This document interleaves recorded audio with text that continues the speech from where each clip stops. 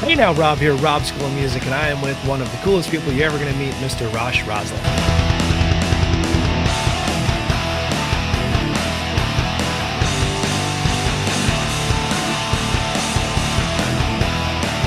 Welcome. Thanks for having me, Rob. Really appreciate it. It's always good to hear from you, man. Yeah, brother. I mean, we've been talking for, I guess, since 2020 here, and you're a Yeah. wealth of knowledge and just doing so many cool things. So before we dig into all of those cool things, let's get into some background. How'd you get into music? First instrument? What was the thing that made you say, "I want to do this"? Okay. So I started off in marching band. So I was a trumpet player, and my great grandfather, he was a trumpet player in the U.S. Army. So he fought in World War II, and then after he did his service, he was in the military band. So he was a trumpet player, and so I got really inspired by him. I grew up in Hawaii, and he was retired. He was retired there, and everything. I inherited his trumpet after he passed. But he was like the guy in our family. I mean, he fought in World War II for the US, all this kind of stuff. Like he was the man. So I got a lot of inspiration from him where I was like, hey, I want to be just like him, right? He had so many incredible stories. He traveled all over the world, and that kind of thing. So he was a trumpet player, and I started, playing trumpet in the marching band. So I played all through high school. And one of the things was in high school, I grew up in the same area as like where Blink 182 is from and everything. So I think like when I was 16 or whatever, I was at a party, New Year's Eve party, and a friend of mine, he was in the local punk band, he was a good friend of mine, and his band played in the living room. And just imagine like 100 people crammed into this house, into this living room. I mean, the poor parents, their walls probably got bashed in or whatever. But first time I was ever like in a mosh pit, and they just played like punk covers, And again, at this point, I was living in San Diego, and San Diego was such a fruitful music scene for punk bands. So Unwritten Laws from there, Blink 182s from there, PODs from there. And we're only a stone's throw away from Orange County, where like No Doubt is from, and all this, a million different punk bands, and then just even further, LA. So after that party, I got really inspired. I mean, literally, I pulled him aside. I was like, "Dude, show me what you were doing," and he showed me my first like A chord, and I was like, and it was like the worst sounding A chord, and that was it. I was totally hooked. I was like, trumpet, it's trumpet.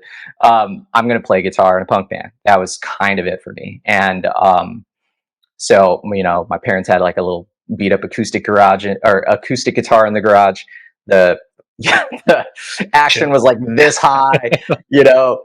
I played that thing to death, and the thing was, I was 16. It was great, I was working a summer job at Round Table Pizza, and I went and saved up all my money, bought my first guitar, started a band with my best friend, who's still a musician to this day. He lives over in Connecticut now. But he does a lot of music composition for different like video games and stuff like that. But we just started this band in the garage, and my parents were very supportive. They're like, "Hey, we like the fact that you're in the garage making a bunch of noise rather than running around causing trouble." And we wrote, all we did was like write songs. A local friend was like a producer. He had a studio in his garage, so we'd go over and record. And again, San Diego, I didn't know, like my high school, we had Adam Lambert, is graduated from my high school. We had an incredible music program. It was kind of like a music and arts high school again, I just grew up in this area, it was just like the high school 5 minute walk away. In the suburbs, everybody was in a band. Our high school had a stage in the quad. We could play there every Friday. Any band, if you're in a band, all you had to do was give a recording and a copy of the lyrics, because you can't have bad words, you can't do any, you can't have swearing, anything like that. And the principal of the school was like, "Hey, we want to support this." So every Friday you could set up your equipment in the quad and play. And it was amazing. It was like, I still like look fondly on those memories where I was just like, wow, this is, and again, 16, 17, we played like by the time I was a senior in high school, we played all the senior events, senior pancake breakfast, senior this, and it just kind of was like this thing that I just absolutely fell in love with. Just being in a band with my friends and just playing music, never had any aspirations. I didn't think we were going to get signed to a record deal or anything like that. It was just something that, like, San Diego was a really great supportive music scene. There were so many all ages venues nearby. You could play with your band. I mean, we were playing gigs, like couple times a month, and again, like, my mom had to, like, I was like, Mom, you got to drop me off around the corner because, like, I got to be cool. I'm like in a punk band. I got my mohawk. I'm like so cool. Like, it's not going to be cool like if Mom's dropping me off in front of the venue and stuff. But I got to see all these bands. Blink 182 was still playing nearby. I mean, imagine seeing Blink 182 in a record store with 50 people. Like, that was incredible. This is like pre-Travis Blink 182. Mm-hmm. So they were just like this local band. I think Dude Ranch just came out. They had a little bit of airplay on MTV, but they were just playing any gig anywhere. Aquabats was playing, and Travis used to be in that band, and like, so again, all ages venues. I got to see so much great music. $10, we'd all pile into the car. 8 of us in a car, shh, don't tell anybody, but, just getting down to the punk bit, and again, it was just like a DIY punk scene, and then we would go to Orange County in LA to see bands and stuff. And again, beautiful time in my life that I still look back fondly on, for sure. I love that, dude. It's so interesting, some of the parallels of the genesis of musical path, my musical path. It's weird you said Unwritten Law. Rob fact that I've always messed up, and you just corrected something in my mind. I always tell people my first show I ever saw was No Doubt. They played at our local community college on the Tragic Kingdom tour, but the first band on the bill was Unwritten Law. Therefore, Unwritten Law was the first band I ever saw live. So you just changed my whole narrative. It's different. The starting off and in the van and the parents, I remember doing gigs where, like, the bass player wasn't 18, so it was like a bar, but he had to wait outside until, or big X's on the hand, stuff like that, or lying to pretend someone was 20, all kinds of crazy stuff, dude. So I got a story about that, because in San Diego, again, I was 18. My trumpet teacher, he was in the working top 40 bands, around town. So he would be playing in these horn bands, Earth, Wind and Fire, all these, like, huge horn bands, and he was a jazz guy and all this. And he basically one day was like, out of the blue, he's like, dude, our guitar player got sick, or he got food poisoning or something. I know you play guitar. You're in that punk band that always plays in the quad, and it's really annoying. But do you think you want to fill in for this band? And I was like, dude, I don't know any of these songs. Like, all I know is, like, I know, Dude Ranch back to, cover to cover. I know Dookie cover to cover. I know, the Black Album by, Metallica cover to cover, but I don't know. I've never learned an Earth, Wind and Fire song or any of these other things. He's like, you'll be fine. It'll be all good. Just show up. And I looked like I was like 18 or something. And they were like, he's too young to play in here. You can't do this. And he's like, and they kind of like talk to the guy, and they're like, look, what if he stays outside? And they're like, fine. As long as he doesn't step foot in the venue, then we're going to be fine. We're going to keep our, like, liquor license or whatever. And at the time, again, I was in a punk band. We're running around. I have my guitar dropped low. I had a wireless system. So it was like something I probably worked like a whole summer to, like, just pay for this, like, wireless system.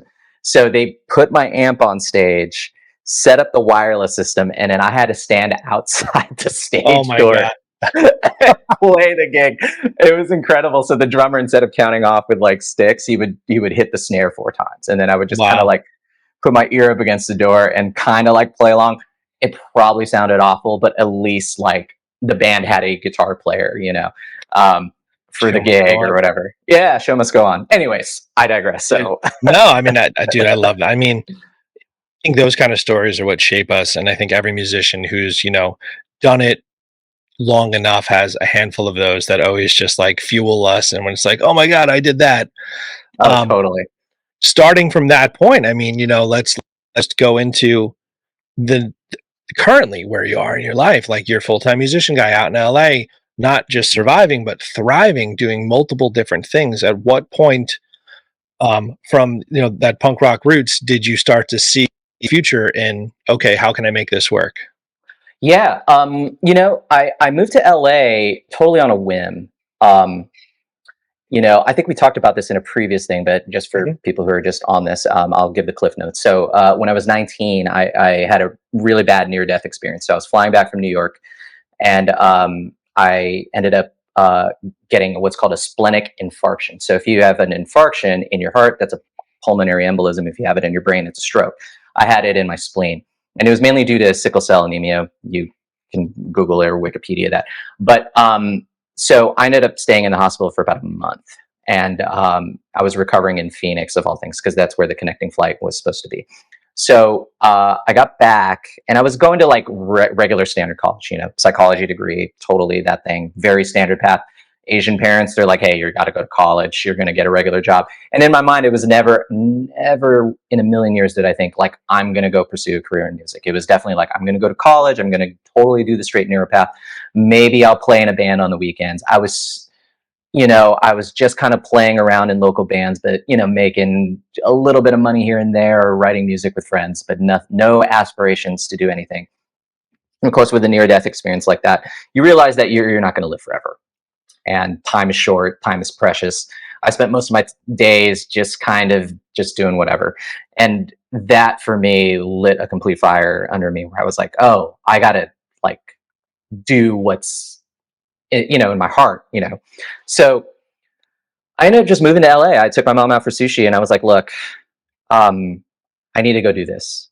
I almost died. I need to make sure that, if I'm ever on my deathbed again, getting a little choked up here, that I need to pursue something that is something that I want out of my life. So she was like, go do it. Just go do it. School will be there. We'll be there. We'll support you. If anything happens, the worst case scenario is you move back home to San Diego. I was like, it's a 2-hour drive, not a big deal.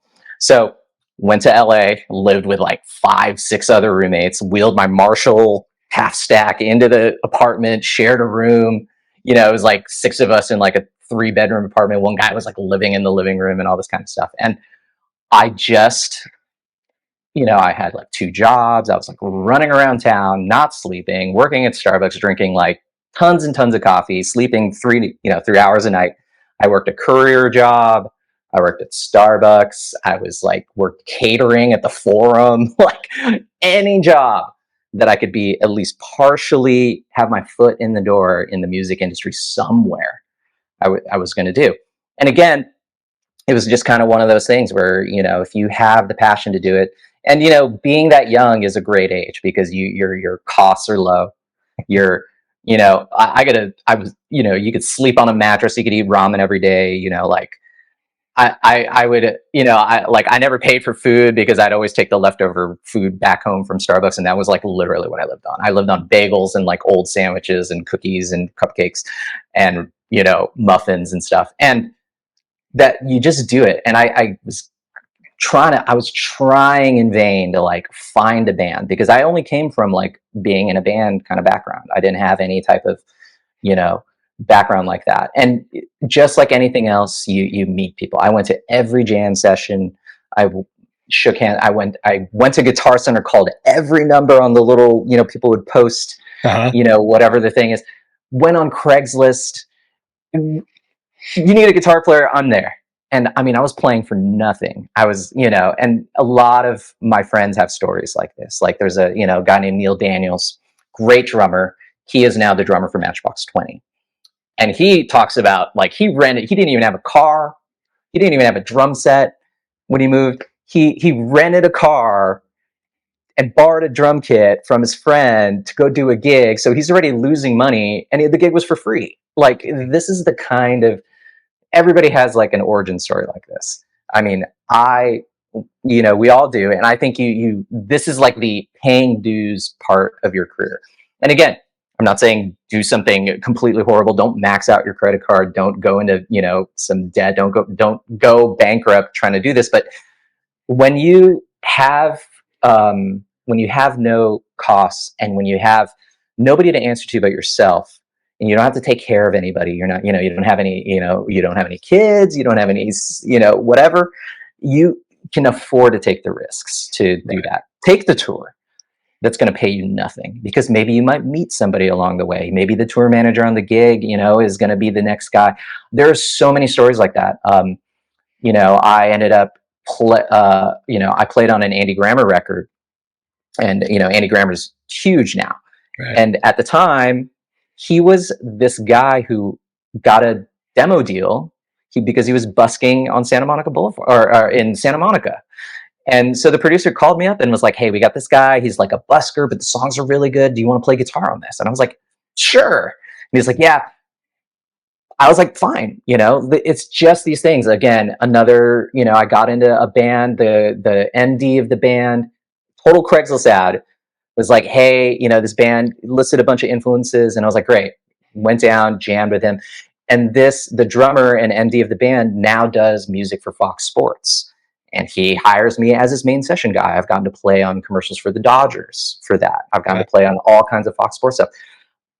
Did I know at the time that I was rehearsing in a band for some guy, no, you just become friends. He really liked my sound. He really loved my use of effects and, delay pedals and all this stuff. And he's like, "Yeah, man, I could totally use you." And then 10 years down the road, he becomes like the main musical, guy for Fox Sports. So this is the kind of thing that you're laying the groundwork, you're laying the seeds for the people that will call you in the future. I mean, if sometimes, like, I'll be hanging out with friends and I'm like, "Dude, how did we meet?" I can't even remember. And they go, "Oh my God, bro, we were on that really terrible wedding gig.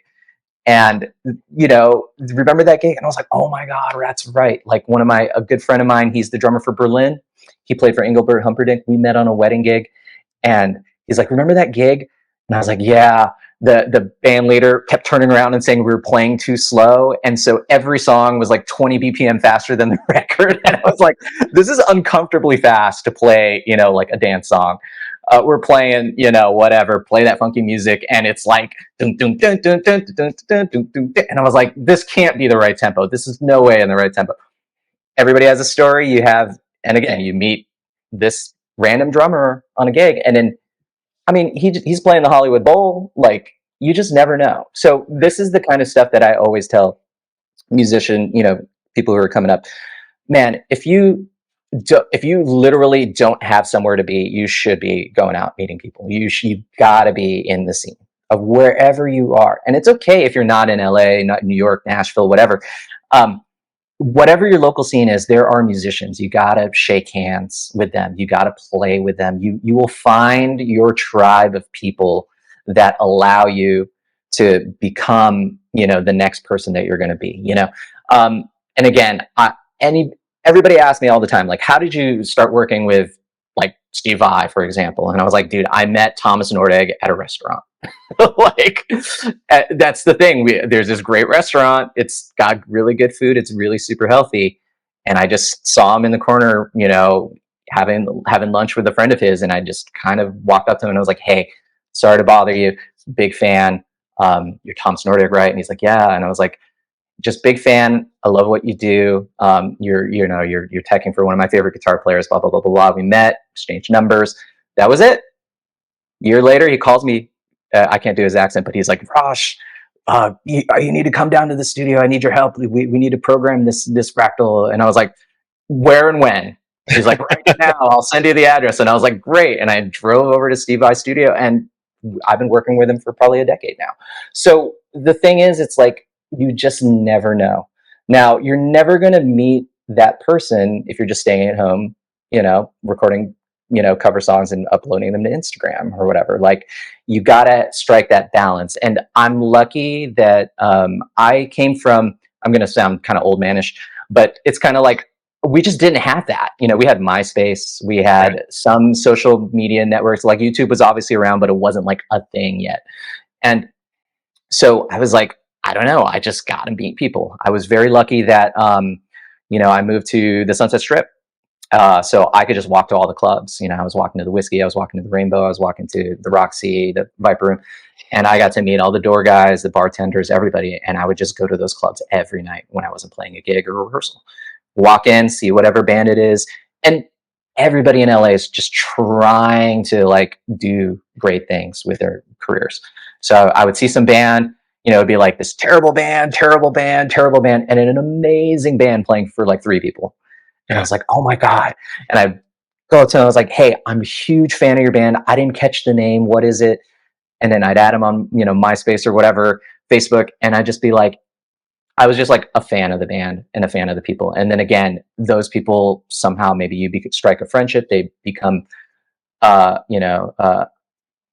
people that you work with in the future. You just never know. And again, you're just laying down the foundation of that. And you're never, I would say you're not like networking, because I really hate that term. It's more that if you really are passionate, if you really genuinely love something when you see, a great musician or a great band, like just be a fan of them. Go see their show. You never know who's going to show up. You might be standing next to some guy or gal who's going to be the next person that you work with. You just never know. Yeah. I love every single part of that, I think, and that's something I like instruct into my students is be out there, be on the scene, be cool, be friendly, be humble, be engaging, be sincere, all of these things. I had a situation personally, maybe 6 weeks ago. I was at Guitar Center in Paramus, New Jersey, and there was a guy walking around, tall guy, loose clothing, beanie sort of hat, slinked back. And I was like, man, this guy looks familiar. So I pull it up on my phone, who I think it is. I'm like, nah, it doesn't make any sense. That's impossible. Why here? Why now? I'm in Paramus, New Jersey. And he gets closer to me on the checkout line. And I was like, fuck it. I pull it up on my phone. I'm like, I'm sorry. This is super strange. You look a hell of a lot like this guy. And he's like, oh, guilty. And it was Josh Crawford, Chili Peppers. And he was the nicest, coolest, most down-to-earth guy. We talked. I told him I'm recently engaged. He gave me a comp ticket to the Pearl show in a couple of weeks. Like, we've been emailing, just the sweetest man. And like, after he checks out, like, I'm like to the guy behind the counter, I'm like, dude, this guy, do you know who that was? Like, and he's like, I don't know, bro. I'm like, all right, Guitar Center guy, whatever. But like just that, just by friendly, it's amazing. I think another thing that you excel incredibly well at is you have tremendous authority in specific things with the music world, Fractal, for example, Axe Effect stuff. So can you go into like how you've established that authority, being the person that people see your videos and the chat rooms and things like that? Because I imagine that's Steve Vai and Def Leppard and all these other things. Like, yeah. Right. All right. So I'm going to name drop for like 2 seconds and then hold for applause just to be that guy. But yes, so like for those of you watching, yes, I've worked with Steve Vai, Melissa Etheridge, Def Leppard, Maroon 5, Perfect Circle, Bush, a ton of great musicians and acts that why me? I have no idea. Still, I'm like pinching myself. I was like, God, Steve, I saw you when I was like watching Crossroads, the movie, and I was like, that's incredible. I want to be like the devil's guitar player, screw Ralph Macchio. Like Steve, I just like totally crushed that. Like, so, and I mean, he did, one of my favorite soundtracks, the Bill and Ted's Excellent Adventure soundtrack, the second movie. Never in a million years did I think I'd ever work with him. So, one of the things with the modeler world, right? Because, I came from like the amp and pedal world, like all of us, right? So I had amps, I had pedals, I had like, a bunch of different amps, a bunch of different pedals. When you first start touring or when you first start playing, with some of these pop acts, you end up having to run direct. So, at the time, God, I don't know, 15 years ago or whatever it was, all the direct guitar rigs were just terrible. They sounded awful. I was coming from like an amp world where like my amp rig sounded awesome. That I still have. It's amazing, but of course you have to start running direct. You have to start running on in-ears, so for any of you guys who are going to be going into the touring world in terms of like high level acts, pop, rock, anything like that, you're going to end up having to either go with an in-ear rig or go direct at some point. So most guitar players, I think, need to have both types of rigs, a direct rig, as well as like a regular traditional rig. And then, the size of the rig is going to be something that you can fly with if you travel. And the modelers nowadays are so good. Everybody asks me, which one's the best one? I was like, dude, honestly, whatever you can afford. I mean, even the $500 version of an HX Stomp or something is really good, way better than anything I was using when I first started touring. Right. So when I got an Axe Ultra from the guitar player from Seos. So he, that band, he later became the guitar player for the Used, but he was in Seosin at the time. And the thing was, they're in Orange County, kind of based Huntington Beach, I think, based kind of band. So we'd been friendly, being in the music scene together. And then I basically was just kind of complaining, like, dude, this direct rig they're making me play sounds awful. I need something better. And he's like, oh, I just got this thing called an Axe. And so he loaned me one. And I said, well, you're never going to get this back. I will give you the money, whatever you paid for it or whatever you want for it. I'll totally buy it off you. And he sold it to me. And I just went super deep into it because, again, I was coming up with sounds that, I needed to come up for like a tour where it was so many disparate sounds for like a pop tour. So if you listen to pop music even now, like if you take a whole album, let's take, I don't know, like Sabrina Carpenter or something, like the guitar sounds are all over the place on that record, or if you're, touring behind Chapel Rowan or something, right? So a lot of pop stuff is going to be like that, where you used to have to use like this whole, motherboard pedal board kind of thing to do that. Now you don't need to, you can do it all in a modeler, whether you have the Helix or the, Kemper or Fractal or whatever.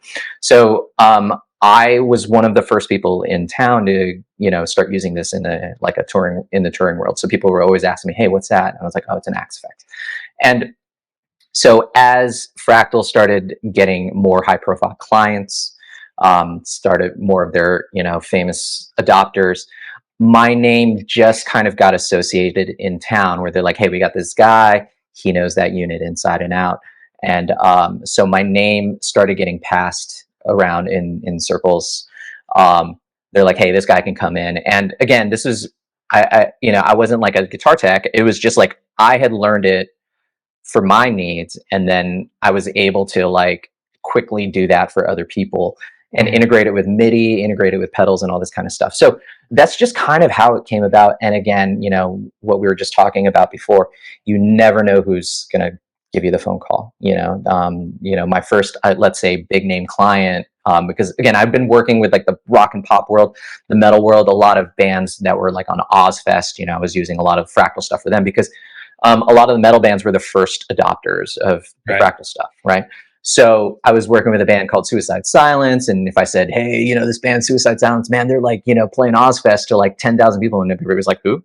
And if you were outside that world, it was like whatever. But the one that kind of put me on the map was Def Leppard, and that was like the first, like, let's say, band that my mom knew. And I called her up. I was like, oh my god, I just got the call for Def Leppard. They want me to go in and like help them prep for a tour, and they got a bunch of Fractals, and we're going to transition them from like their huge refrigerator racks into just like a Fractal. And I was incredibly nervous, obviously, and I'm a huge fan of Def Leppard. I mean, who isn't? And they were the nicest people. And again, it was just through recommendation. And most of the people who have contacted me, at least leading up to the pandemic, has always been through a referral. At the time, I never posted anything on YouTube. My YouTube channel had like, 3 followers, and I'd post like some video of like some gig.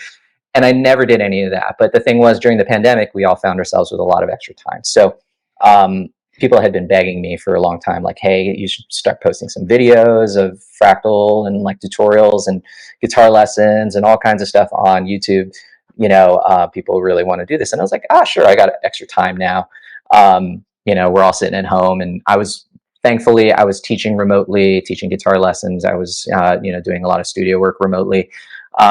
So I just started putting content up on YouTube.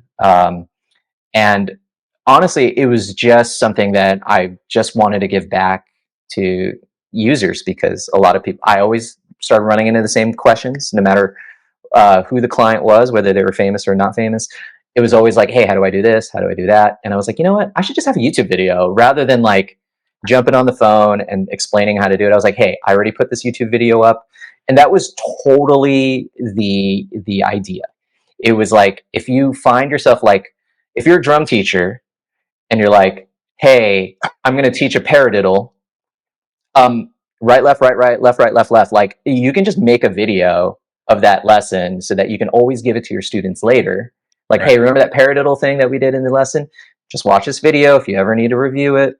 And that was totally my concept, where I was like, hey, these are things that everybody asks me all the time. And instead of, I could just send them a link to a YouTube video. It was honestly like a total depository of just information of stuff that I thought was going to be useful for people who contact me directly. And I never in a million years thought like people would start watching the videos online and contacting me directly. And I started getting phone calls and emails from people like, hey, I found this YouTube video of you. Can you program my Fractal remotely? And again, everybody was at home during the pandemic, and I was like, I wonder if I could. And so I just kind of fell into it and started figuring out, like, how do I get a Zoom call to work? How do I do all this? How do I screen share? And I was coming up with different ways to work with people remotely to program all their modelers and stuff. So, and here's a thing that can be really useful for any musician doing this, whether you're just starting out or if you are already well established in your career. Here's one thing. For example, I work with Papa Roach, and here's how they found me. They found my YouTube video. They emailed me directly on Instagram. Well, DM me. That's it. And they were like, hey, we found this YouTube video. You live in LA, right? Yes. And I was like, great. Can you come down to the studio? And I was like, awesome. And it was Tobin from bass player for Papa Roach, literally DM me. And here's the thing: one thing that you have to keep in mind, everybody, is that there's no better service that other people have access to. Meaning, YouTube, doesn't matter who you are. Steve Vai is going to look on YouTube. Papa Roach obviously looked on YouTube. Like the person in the cover band, 10 towns over, 3 states over, is on YouTube. There's not like some other platform that these people are on. Everybody's on Instagram, everybody's on YouTube, everybody's on Google. So you may get an opportunity to work with a named client or a named person if you have stuff on the internet that you can show your expertise. You can show what your personality is like, and people may end up reaching out to you. You just never know. And the idea for me always was like, I'm just trying to give back to a community. I'm trying to be of value and of service, because as a musician, that's all you have to offer. You are just trying to be of value to the tour, to the artist, and even when I teach guitar lessons, I'm just trying to be value to the student. I'm not trying to show the student the distance between where they are and where I'm at. I'm just like, if they talk to me and they're like, yeah, hey, I had a student yesterday talking about, it was like, oh man, my alternate picking, I need to get that a little faster. I always feel like I'm doing this. And I was like, oh man, I'm still working on my alternate picking, dude. And he's like, what?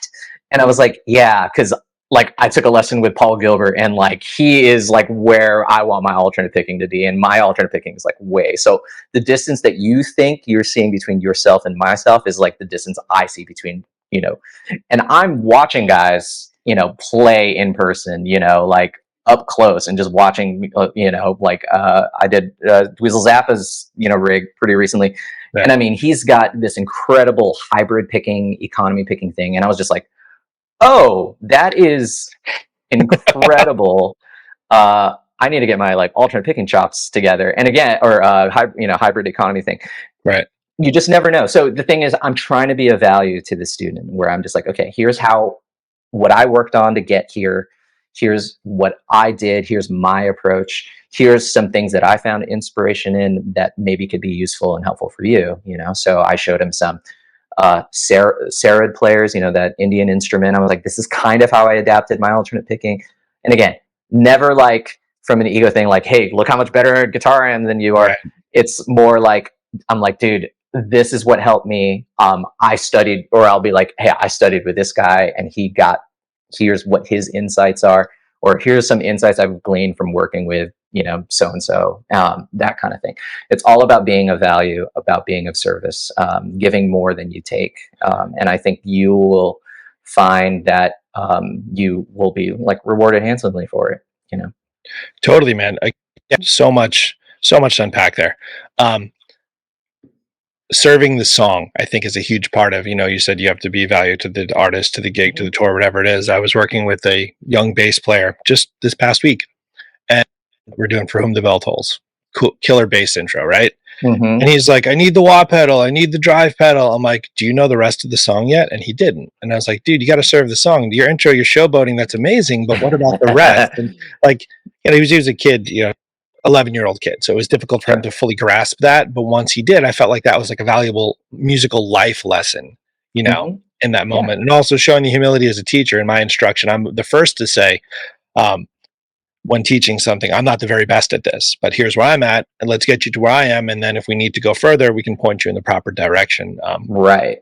I think, yeah, especially in the teaching thing, I love giving, lessons and being a music educator. I think it's one of those things where I think there's a misconception about it where people go, "Oh, if you can't do teach."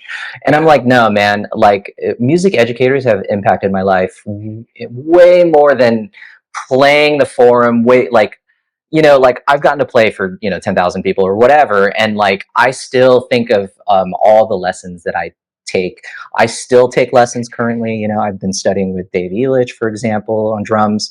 Um, and the whole point of it is that I feel like you're just passing the baton, Mhm. right? It's been a Yeah. it's been a relay race from the first guy who strung a guitar together and hit it with a pick. Like it's just been a relay race. So all my favorite music educators are like, "Hey, I'm just passing the fire to the next guy and to the next guy and to the next guy."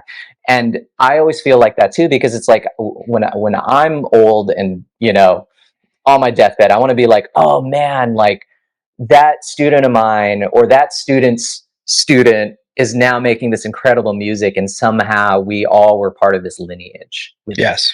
And Yes. It's an honor, really. it is. And I think, most people don't realize this, but I think like even the greatest guitar players on earth that's all they're doing. They're taking somebody's knowledge and then they're putting it through their blender of whatever, Mhm. and then they're passing it down. So like, for example, Dweezil Zappa talks very fondly of taking lessons with Eddie Van Halen, which is like, what? He talks about it on his podcast, but when he was young, Eddie Van Halen used to come to his house, to hang out with Frank Zappa, and Dweezil would just bug him for guitar lessons. And I was like, hey, what better teacher to study with than Eddie Van Halen? Yeah. So, and then Dweezil is so open about that kind of thing, where he's just like, hey, man, this is like how Eddie did it. I do it like this. There's a really incredible interview that he does with Rick Beato that's on Mhm. YouTube, anybody watching. And he totally talks about that. And again, I've gotten to talk to Dweezil directly about it. I was like, dude, so when you were with Van Halen, da, da, da, da, and he's like, and in my mind, I was like, I gotta like make sure we also accomplish what we're here to do, but I gotta ask, a couple Right. things. So I feel like that's all I'm doing. I've gotten to study with some really incredible players. I've gotten to work with a lot of incredible players up close. And whenever a student asks me about something, I'm just like, hey, this is what I got from these guys. Here you go. You mix it up with your set of influences and then go there. And I learn so much from my students because like I'm very much a person who's inspired by getting better at your craft. So if a student doesn't understand something as I explain it, then I'm like, it's not their job to understand. It's my job to teach it better. It's my job to explain it Yes. better. Think of a different method, a different approach, because maybe the way I alternate pick, I have a student who's double jointed. So I'm not, but his thumb kind of goes backwards a little bit. Mhm. And I was like, and he's like, I really want to get better with my alternate picking. And I was like, oh man, you can't do it the same way I do it because the way you hold the pick is going to be really uncomfortable.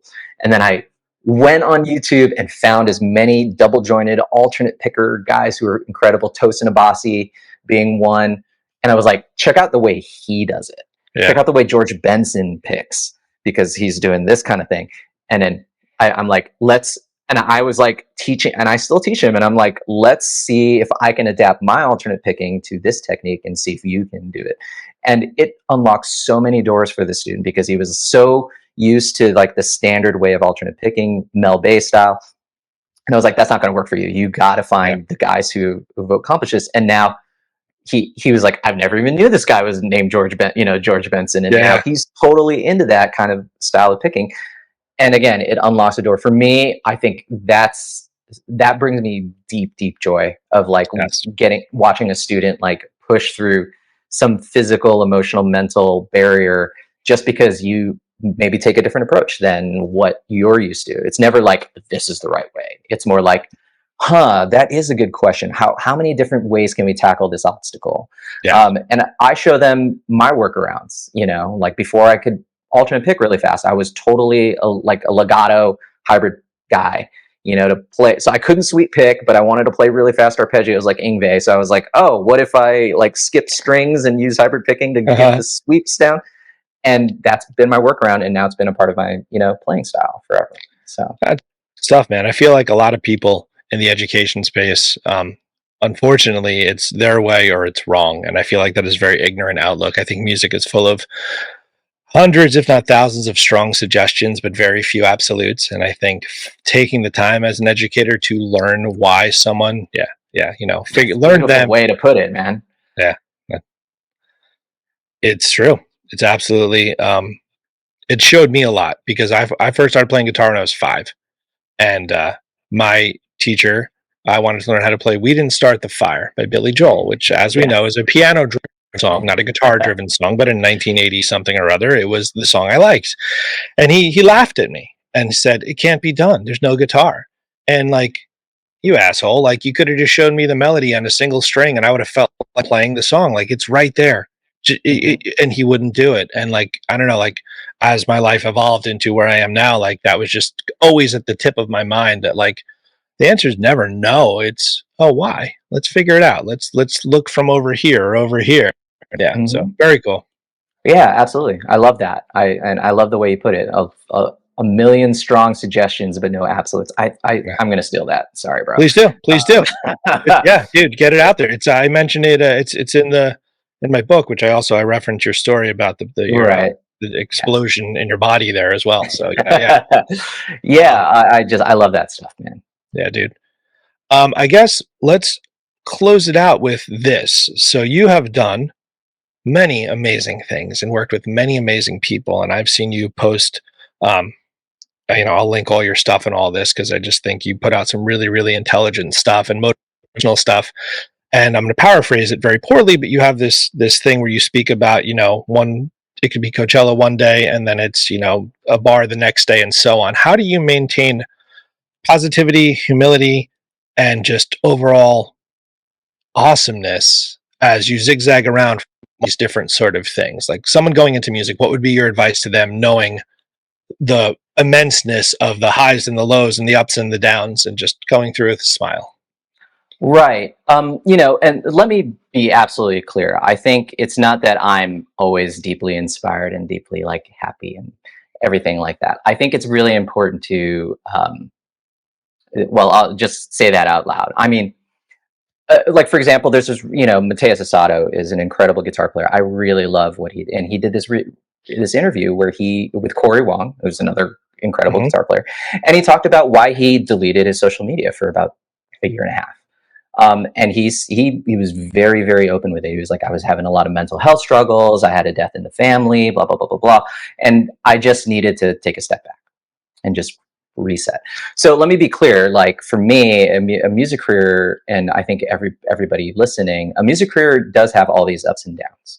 And the idea is that you are still you, whether you're sitting on the couch or you're headlining Coachella, whether you are headlining the Forum playing for 10,000 people, or you're in a bar playing for 3 people, whether you're giving a guitar lesson, whether you're just writing a song, whether you are, living and facing life's both joyous occasions and life's huge disappointments. I think one of the things is to try to not internalize everything, because I'll be the first to admit, I don't think I sometimes, we all get into this comparison thing. I'm sitting at home, maybe a friend of mine is headlining Wembley Stadium or whatever, and I'm like, oh man, it would be so cool to be on that gig.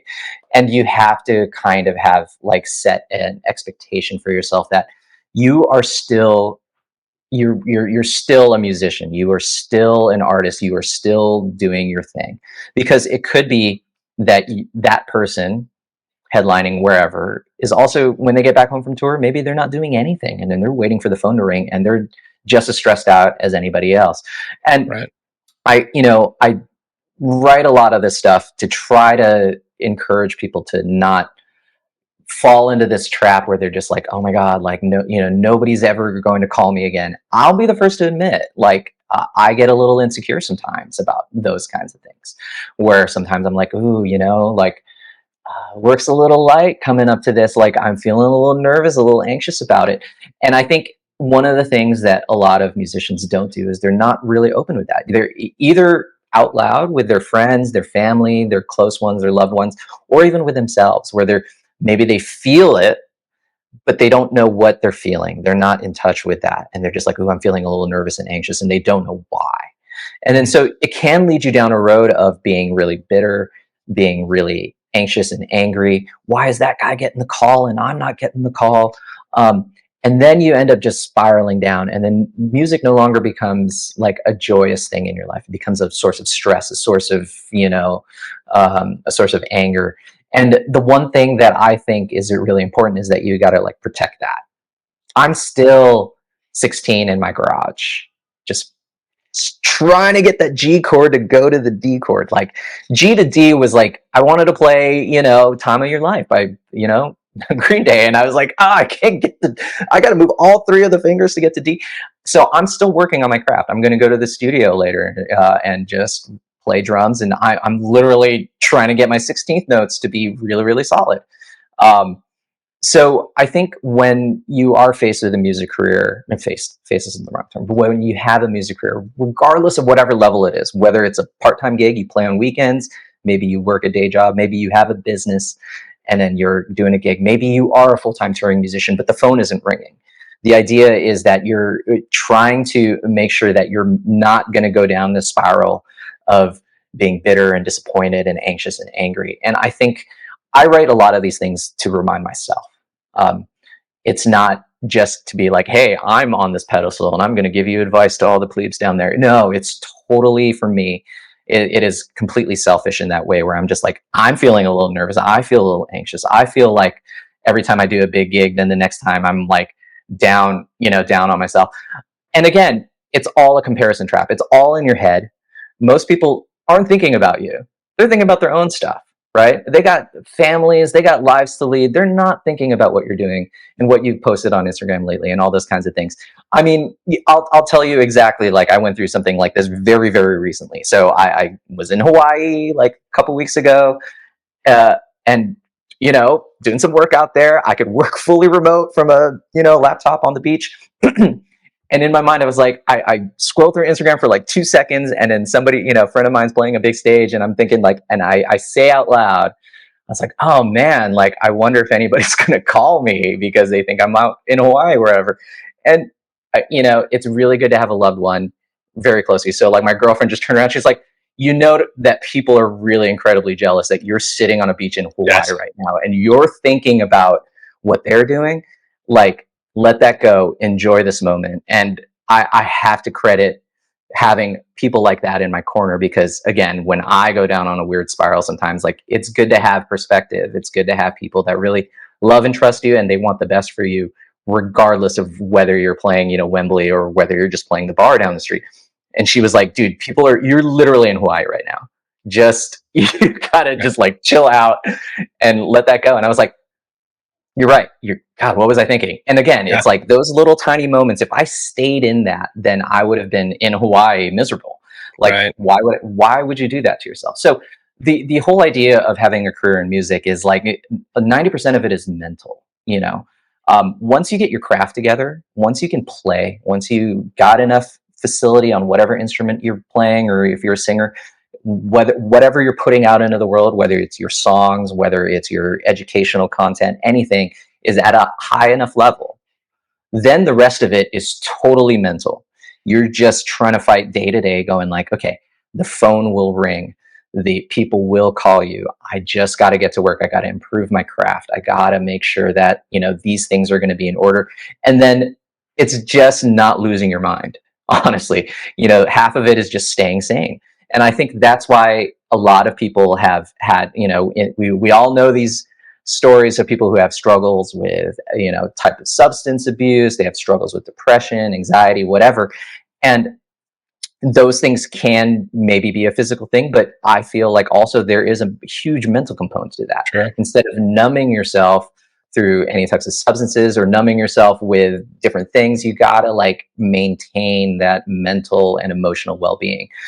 Whether you need to see a therapist, whether you just need to work out more, eat better, whether you just need loved ones in your family that'll keep you in check. I mean, all these systems I personally have in place because I think it's really important that like you don't spiral out of control to maintain a career in music. I've seen so many musicians just totally burn out, and it's mostly because of their own doing. It's not because the phone isn't ringing.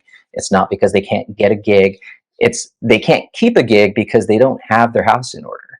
Yes. And so the idea is that you got to have as many different backup plans and fail safes and systems in place. So for me, a bunch of really, really specific things. I work out every morning.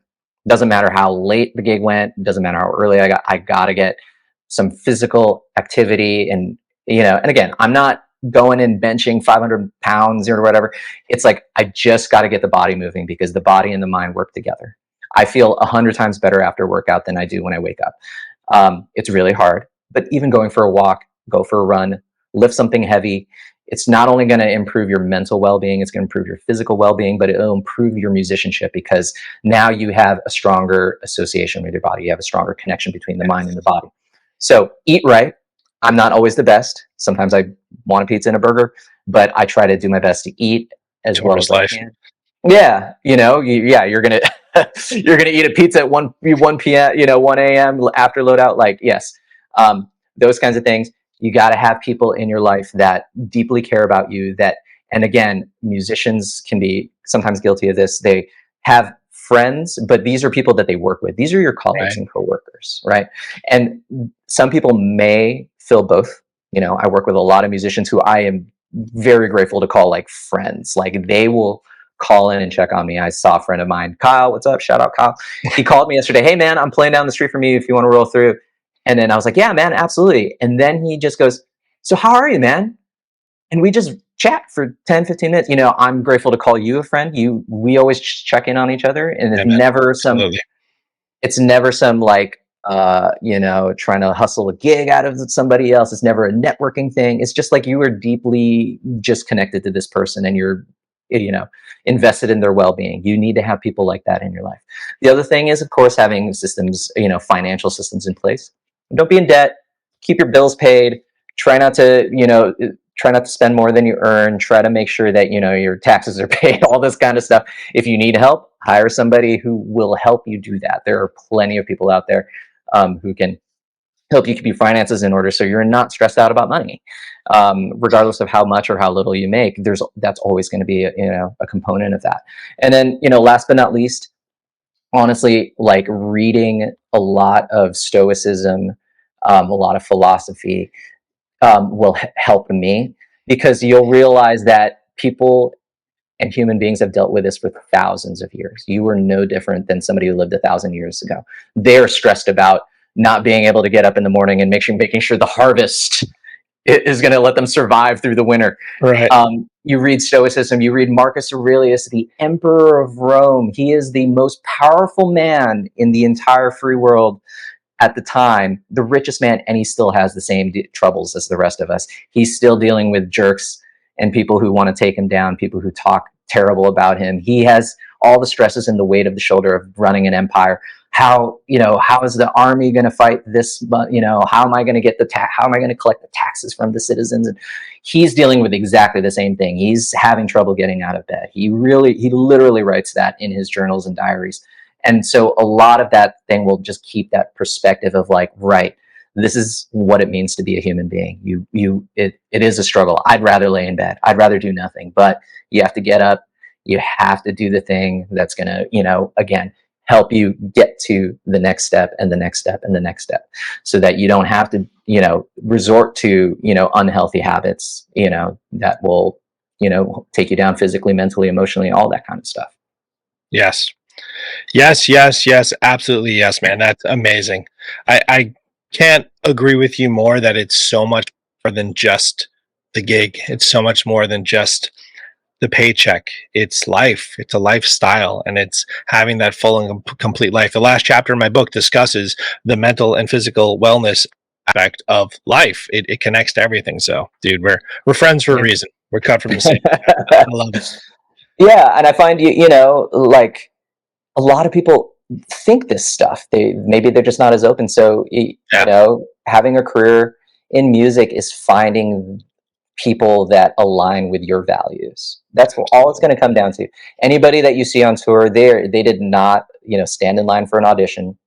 They have a friend, a colleague who's part of the camp. They get the call because of that, because they want to bring like-minded people on board. If you have a artist who wants rock stars, who are complete extroverts, that's the people they're going to call. You will. And the thing is, like, one thing that I think that has been really useful is that you find your place in the world. You have to, Miles Davis talks about this. He says it takes a long time to sound like yourself.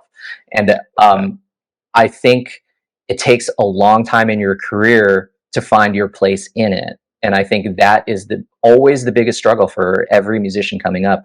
They're bombarded with all the millions of options of what you could do. And then over time, you're not building your career, you're whittling it down.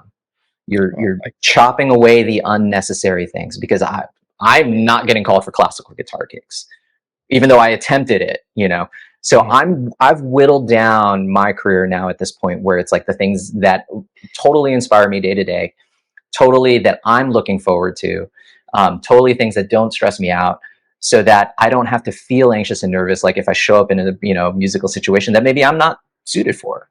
I am not the guy to get, I'm not the guy to do a heavy bebop gig. It's just not in my lifestyle. It's not in my life plan. I don't listen to the music as deeply as I do other styles of music. And again, every musician, I think, can really, really do this, where they have to find their place in it, and then double down, triple down, quadruple down. And then you find your tribe of people, your group of people, the thing that you do, the thing that you are the number one thing at, the thing that people associate your name with, the call. Hey, if you want this type of thing, these are the guys and gals to call.